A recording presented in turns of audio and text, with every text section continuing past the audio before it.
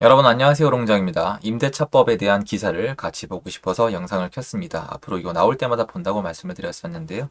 또 한번 나왔습니다. 그리고 내용도 예전이랑 약간 다릅니다. 시청하시기 전에 구독하기, 좋아요, 멤버십 부탁드리고요. 제 멤버십은 매주 토요일 라이브를 진행하고 있습니다. 비가 많이 왔습니다. 비 피해가 없기를 기원합니다. 수술대 오른 임대차법, 시장선 긁어부스럼 낼라 우려 목소리, 갱신계약 비중 증가 등 안정화, 또 다른 혼란, 신중 접근 주문, 정부 TF 꾸려 개선안 마련 착수, 무리한 개정 땐 선의의 피해자가 나올 수 있다. 이런 얘기가 나오고 있습니다. 말씀드렸죠. 이게 쉽지 않을 것 같다고. 왜냐면 원희룡 장관님께서 이렇게 말씀을 하셨어요. 폐지에 가까운 어떤 수정을 하겠다. 폐지에 가까운 어떤 이 수술을 해주겠다. 이렇게 말씀을 하셨는데 폐지에 가까운 수정이라. 폐지에 가까운 수정. 퇴학에 가까운 정학? 약간 이런 느낌인데요. 이게 못 없앤다는 뜻이잖아요. 여론 때문에. 여론이 되게 예민하게 반응을 하고 제가 이제 시장의 흐름? 데이터를 근거로 하고 있는 이 시장의 흐름. 지금 거래수가 많지 않거든요. 역대 최저 거래량을 기록하고 있는데 요 거래만으로 만들어진 통계를 보고 시장이 안정화됐다고 판단을 하실 수밖에 없는 상황이라면 지금 뭔가 손을 대기 싫을 거예요. 보시면 원래 나오기로 했던 250만 원 플러스 알파 계획도 뒤로 갔죠. 물론 제일 중요한 국민의 안전 문제가 사유라고 하기 때문에 할 말은 없습니다. 그게 맞다라고 생각을 하지만 어쨌건 뒤로 밀리고 있고 지금 뭔가 발표가 뒤로 밀리고 있고 약해지는 느낌이죠. 왜냐면 시장에 대해서 안정됐다고 판단을 하는 거예요. 그러면 이제 굉장히 중요한 숙제가 남아요. 맞게 파악을 했냐는 문제가 나옵니다. 이 문제도 마찬가지예요. 임대차 3법. 여러분한테 제가 다시 한번 상기를 시켜드리고 싶은데요. 부동산에 관심이 있는 분이 있고 관심이 없는 분이 있거든요. 임대차 3법이 통과가 됐죠. 그리고 지금 임대차 3법에 대해서 갱신계약 비중 증가 등 안정화. 갱신계약 비중 증가 당연히 하죠, 여러분. 이거 써야죠. 갱신계약 비중이 왜 증가를 할까요, 여러분? 여러분, 전세가가 폭등을 했는데 어디를 나갑니까? 가능한 써야죠. 갱신계약 비중도 증가할 거고 소송도 늘어날 겁니다. 왜냐면 쓰려는 사람과 막으려는 사람이 공존해요. 왜 그렇죠? 전세가가 폭등했기 때문이에요. 왜 폭등이라고 굳이 얘기를 해야 되니? 네, 폭등입니다. 이건 상승이 아니에요. 전 전세가가 이렇게 오르는 걸 처음 봤어요. 그리고 전세가가 이렇게 오른 적은 역사상 없습니다. 전세로 안 끝났죠. 월세까지 오르고 있습니다. 왜 그럴까요? 집 갖고 있으면 세금 폭탄 맞습니다. 지금 그 누구도 집을 사서 전월세를 놓기를 원하지 않고요. 구조적으로도 거의 불가능합니다. 12.4%라는 살인적인 취득세를 내고 난 다음에 종부세를 또 때려 맞고 양도세는 어떻게 될지 모르는데 전월세를 주고 나면은 세금은 내가 내야 되니까 사람들이 잘 안 하죠. 또 다른 혼란. 그러니까 쉽게 얘기해서 어쨌건 부작용이 있었지만 지금 자리를 잡았고 이거를 바꾸면 또 다른 피해자가 나올 수 있으니까 좀 신중하겠다. 제가 말씀을 드렸죠. 임대차 3법은 갱신권을 쓸 수 있는 임차인의 특정 기간, 갱신권을 쓸 수 있는 기간을 위해서 임대인과 그 기타 나머지 임차인이 처절한 대가를 치른 것이다. 근데 이걸 또 바꾸면은 누군가는 또 혜택을 받고 누구는 손해를 받아야 돼요. 지금 누군가 돈을 지불하는 건 없고요. 이게 어디로 가냐의 문제인 거예요. 예를 들어서 세금을 올렸죠. 전월세를 올렸죠. 그럼 월세를 내요. 세입자는 월세를 많이 내면서 집주인을 욕하지만 집주인은 또 세금을 냅니다. 돈의 흐름이 어떻게 바뀌냐의 문제일 뿐이지 사실 시장에서는 그냥 돌 건 돌고 있는 거거든요. 근데 지금 거래량 자체가 안 나오고 있으면서 시장이 완전히 쪼그라들고 망가지고 있는 겁니다. 근데 그 안에 사실 이런 문제를 촉발한 이유 중에 임대차 3법은 항상 논의가 됐었거든요.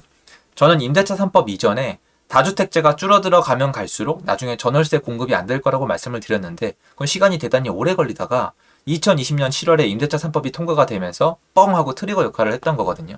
전 그래서 임대차 3법은 없어져야 한다고 생각을 합니다. 하지만 여러분 보세요. 예전에 제가 임대차 3법 통과돼서 전세가 폭등할 때 임대차 3법 없애야 됩니다 하면은 댓글도 그렇고 여러분 반응도 그렇고 맞습니다. 임대차 3법 악법입니다. 진짜 없어져야 됩니다라고 응원을 해주셨는데 지금 임대차 3법을 없애자고 하면은 반응이 달라요. 왜냐면 야 시장이 안정화됐는데 이제야 부작용을 다 겪고 안정화되고 있는데 저걸 왜 바꿔? 갱신권 쓰려는 임차인을 보호하지 않을 참이야? 어떤 사람은 2+2가 아니라 3+3, 2+2+2를 가자고 하는 와중에 그렇게 착한 아이디어를 내고 있는데 이걸 폐지하자고? 이걸 폐지에 가까운 수정을 하자고? 너 너무한 거 아니야? 너 다주택자야? 이런 얘기가 다시 나오고 있거든요. 그러면 정부 입장에서도 당연히 한 발짝 뒤로 물러날 수밖에 없죠. 왜냐면 지금 정부의 포지션이 정확히 여론에 예민하게 반응하고 있기 때문이라고 저는 생각을 합니다. 그래서 지금 또다시 얘기가 안 나오고 있는 거예요. 그러면 우린 이걸 어떻게 봐야 되냐? 파악을 해야 돼요. 지금은 시장이 정말 어려운 시기라고 말씀을 드렸잖아요. 뭐냐면 시장 상황에 대해서 여러분이 파악을 해야 돼요. 어차피 언론이 맞힌 적도 없고 여러분이 스스로 판단을 해야 되는 건 맞았는데 지금은 더더욱 그래요. 특히 예전과 다르게 전월세 계약을 하시려고 하는 분들조차도 시장에 대해서 별도의 공부와 분석을 해야 된다고 저는 생각을 하거든요. 전월세 시장에 들어갈 때 이 부동산의 매매가를 알아야 돼. 전세가를 지킬 수 있을 판이 됐거든요. 여러분은 어떠세요? 임대차 3법이 그냥 유지가 되는 게 좋을까요? 저는 유지가 되는 것도 좋다고 생각을 합니다. 솔직히 말씀을 드리면 유지가 돼도 된다고 생각을 하고 제가 바꿀 수 있는 것도 아니고 근데 저는 임차인 분들을 위해서는 이게 임대차 3법이 없어지는 게 낫다고 생각을 하고 없을 때 부작용이 또 있을 거라고 생각을 합니다. 그런데 이게 이런 식으로 가면 이제 뭐 애매해지는 거거든요. 긁어부스럼이란 얘기가 나왔어요, 여러분, 임대차 3법을 뭐 없애거나 수정을 한다고 하는데 긁어부스럼이래요. 어때요? 분위기가 완전히 바뀐 거나 다름이 없습니다. 임대차 3법이 이제 효과를 발휘하고 있거나 없애면 안 된다는 식의 얘기가 나오고 있는 거죠. 그럼 이대로 유지가 될 텐데 그럼 지금 시장이 안정화됐기 때문에 임대차 3법도 별 문제가 없다. 오히려 갱신권이 제 역할을 하고 있으니까 이제 괜찮다는 얘기가 힘을 얻고 있는 거예요. 지금 이대로 계속 가면은 임대차 3법은 더욱 힘을 얻을 거예요. 봐라. 시장이 안정화가 됐지. 거래가 없지. 거래가 없는 이유는 갱신권 때문에 서울에 10명 중에 7명이 갱신권으로 계약을 안 하니까 거래가 줄었는데 거래가 주니까 매매 가격이 안정화됐고 부동산이 안정화가 됐으니까 임대차 3법이 큰 부작용을 겪은 후에 제 역할을 하고 있는 거야. 이렇게 얘기하면 굉장히 설득력이 있거든요. 근데 여기다 대놓고 어떤 용기 있는 사람이 임대차 3법은 여전히 부작용을 가지고 있다. 없애야 된다. 이렇게 얘기하면 너는 임차인을 보호할 마음이 없는 이상한 놈이다라는 얘기를 들을 게 뻔하기 때문에 이렇게 가면 점점 더 누군가 나서서 얘기하기가 어려워질 겁니다. 그러면 지금 시장이 진짜 안정이 된 건지 아닌지에 대해서 결과가 나올 때까지는 이건 그대로 있는 거겠죠. 그런데 여러분도 요건 알아두셔야 돼요. 이러면은 여러분이 관망을 해도 되고 어떤 선택을 해도 상관은 없지만 이대로 가게 되면 또 부작용이 뭔가 나왔을 때 상당히 좀 다이나믹하게 움직일 수가 있고요.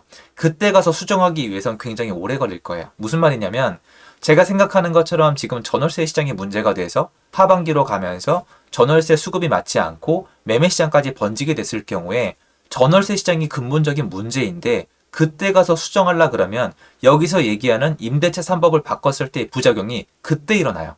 그런 시장과 또 한번 섞이겠죠. 그럼 부작용이 더 크게 일어납니다. 이게 지난 5년 동안 우리가 계속 겪은 거예요. 뭔가 발표하고 부작용이 빵, 발표하고 부작용이 빵. 상승이 이렇게 간 게 아니라 이렇게 갔잖아요, 여러분. 왜 그러냐면 빵, 빵, 빵, 빵이거든요. 지금은 좀 차분하게 돼 있잖아요. 이렇게 부작용이 좀 이렇게 약간 완화가 될 수 있을 때, 이렇게 뭔가 시장이 안정화돼 보일 때 공급 계획도 만들어서 발표하고 공급도 실제로 많이 해주고 규제도 많이 풀어서 거래하게 만들어주고 전월세 공급도 해주고 재개발 재건축도 하게 해주면은 뒤로 가면서 점점 더 안정화가 되는데 예전에는 상승 중이니까 안 했는데 지금은 안정화돼 있으니까 긁어부스럼이란 얘기가 나오면서 안 하는 모양새가 갖춰지고 있습니다. 공급 발표도 미뤄진 와중이고 그리고 임대차 3법을 완전히 때려 없앨 분위기에서 임대차 3법이 효과를 발휘한다는 분위기로 가게 된다면 더더욱 뒤로 미뤄질 거예요. 그래서 지금 시장 파악이 되게 중요한 상황이에요. 저는 전월세 시장이 전혀 안정화되지 않았다고 생각을 하거든요. 전월세 시장의 문제점 중에 하나가 뭔지 아세요? 다른 엉뚱한 단어를 좀 꺼낼게요. 깡통전세. 깡통전세는 여러분 전세가가 너무 비싸다는 뜻이거든요. 전세가가 너무 비싸도 사람들은 집을 사지 않아요. 집 사면 세금 나오거든요. 그럼 집을 사면 손해잖아요. 그럼 전세를 원하는데 집주인들은 전세가를 높여받아야 돼요. 왜요? 세금 내야 되거든요. 그런데도 전세로 들어옵니다. 그러면 사고가 터지는 거예요. 그런데 여기다 프레임 한번 입히면 끝이에요. 범죄자. 저거는 나쁜 임대인. 쟤는 뭐 전세 사기. 이렇게 또 얘기를 하는 거예요. 그러면 이게 전월세 시장에 문제가 있다는 걸 인정하지 않고 사고를 친 사람이 범죄자라는 취급을 받으면서 집 가진 사람이 점점점 더 죄악시되는 거거든요. 저는 그래서 지금 이대로 가면 늦을 거고 그냥 이대로 쭉 가다가 정말로 시장이 안정화가 된 건지 전월세 시장에 문제가 있어서 매매 시장까지 나중에 문제가 있을지 없을지를 같이 지켜보는 수밖에 없다고 생각을 해요. 전 그리고 지금 분위기 봤을 때 그쪽으로 갈 것 같습니다. 그래서 여러분 한 분 한 분이 뭔가 앞으로 전월세를 계약을 하거나 매매 계약을 해야 된다면 매매 계약할 분들은 거의 없는 걸로 알고 있지만 지금 시장에 대해서 과연 이 판단이 맞는지, 그러니까 그렇게 부작용이 심하다고 판단이 됐던 임대차 3법에 대해서 긁어부스럼이란 얘기가 나올 지경이면 전 할 말이 없거든요. 이제 이거를 이게 맞다고 판단을 하시는 게 맞을지, 아니면 앞으로의 시장에도 수급에 문제가 있으니까 부작용이 또 나올 거라고 판단할 건지 전 되게 중요한 시장이라고 생각을 해요. 전월세 계약을 했어요. 근데 말씀대로 이제 안정화가 돼요. 임대차 3법이 부작용을 겪고 안정화가 돼요. 그러면 내 전월세도 내려가고 매매도 안정화가 돼 있는 상태니까 괜찮죠. 다음에 계약할 때 갱신권 써도 되고 전세 계약 낮춰질 테니까. 근데 만약에 전월세 시장이 안정화된 게 아니라 지금 부작용 때문에 그래 보인 거라면 전월세 계약을 했다가 나중에 집은 사기 더 어려워지고 전월세는 더 올려줘야 되고 이런 상황이 올 수가 있고 이미 수년 동안 겪었던 일이잖아요. 그래서 여러분 스스로 좀 잘 판단해야 되는 시기가 오지 않았나. 좀 충격받았거든요, 사실은. 그래서 여러분이 각자의 생각이 중요해지는 시기다. 이 말씀드리고 싶어서 영상을 켰습니다. 도움되었으면 좋겠고요. 다시 한번 안전 유의하십시오. 감사합니다.